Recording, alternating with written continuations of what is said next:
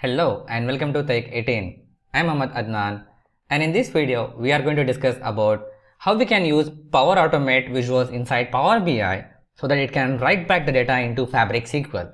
This is going to be an amazing, interesting video. If you are new to this channel or if you haven't subscribed yet, just click on the subscribe button and also press the bell icon to get the latest notifications. Now let's get started. I have shared my screen now. And hope you remember about the last video which I shown you the demo about how you can select from these slicers and then click on update record is going to add the data behind the scene. So basically this is nothing but a visual in Power BI. If I open up here the visual pane, you can see it here, this Power Automate visual. So that's the thing which I used on this one.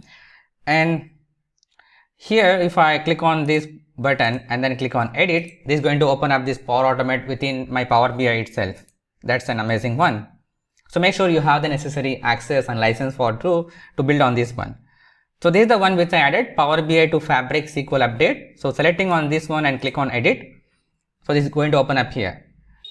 So the first step it automatically added here, which is on Power BI button click. So that's the default thing. We don't need to do any other stuff here. And after that I'm actually creating initializing a variable here, which is basically converting this primary key, which is in Power BI it's going to be a text. Now I need to convert this into number. So that's the reason I'm using up here a variable and then updating that variable here. So after that basically you need to click on set variables. In the set variable I'm actually using up here apply to each item, which is a primary key. So every primary key which is user is updating, it has to convert that. So that's the reason it has automatically added here apply to each. So by default anyway the entry is going to be 1 itself, but Power BI doesn't know about these things, right? So the Power Automate doesn't know about what is the input will come here. So that's the reason it has automatically taken up here apply to each. So that's an automatic thing which it has taken up here. So integer I'm converting this apply to each step, which is nothing but this step on this Power BI data, and this is the primary ID key is the ID which is added here. As you can see on the right hand side, this is for this Power Automate visual. I added all these measures, whatever I need here, primary key, machine ID, technician name, fault ID, cycle time, and save measure button here. Save measure is actually a JSON one, which I'm not going to cover on this particular video. Let's focus on all the other column measure which I added here, like primary key, machine ID, all this thing which is used on this visual. So we need to use here add a new step, which is adding an action, which is executing a SQL stored procedure here. If I click on this one, this here we need to pass our regular SQL statement, how we can connect to our SQL Fabric endpoint, the same thing which we added here, SQL database name and server name, and we need to use here this CRUD operation which I added here, the stored procedure here. I made a separate video about that, how we can use these views and stored procedure in Fabric SQL. You can just go and check out that video as well.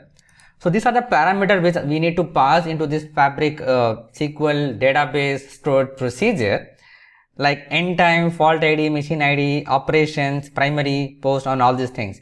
As I'm using up here the CRUD operation, all these things into one single stored procedure. So the operation is the main keyword. So here instead of insert, delete, I'm using up here update, so that it can update the record into the SQL database row here.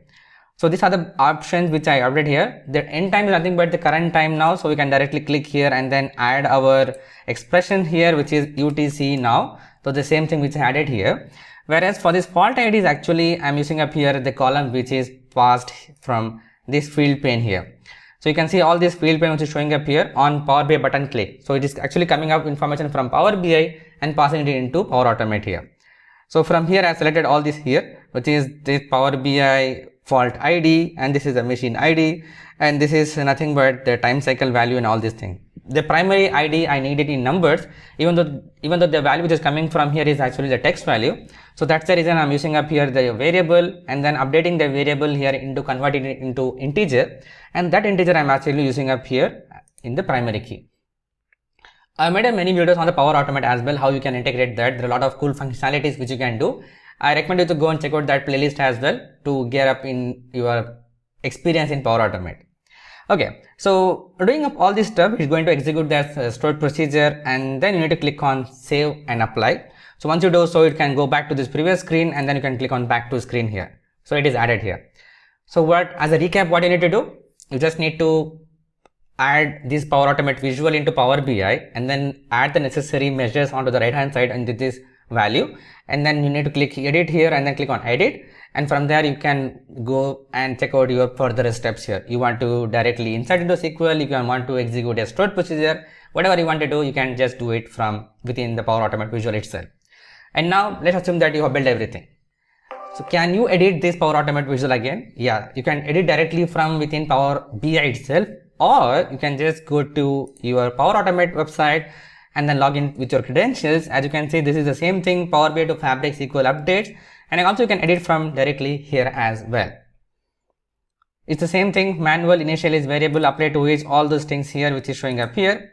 And you can see if I expand here, execute to SQL stored procedure, everything is same which is showing up here.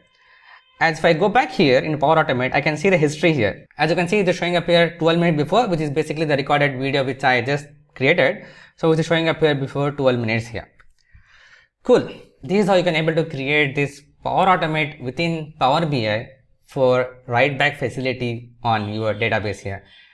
The plus point here is I'm using a direct query connection, so we can get the data into Power BI when we refresh, and once we update the data, it's going to reflect back into Power BI also directly at the same time. That's what we have seen in our previous video as well. I hope this is an end of this entire series. It was really fun for me to create all this stuff and then share the information with you. If I missed something else, please let me know in the comment section below. As of I remember, I can say how the real machine can connect to Azure IoT. So that's the only missing part I have. I will try to work on that solution and then provide you the details in future. But apart from that, if I missed something else, let me know in the comment section below. Thanks for watching till this end. If you have any queries and feedback, let me know also in the comment section below. Thanks for watching. Keep learning. See you in the next video.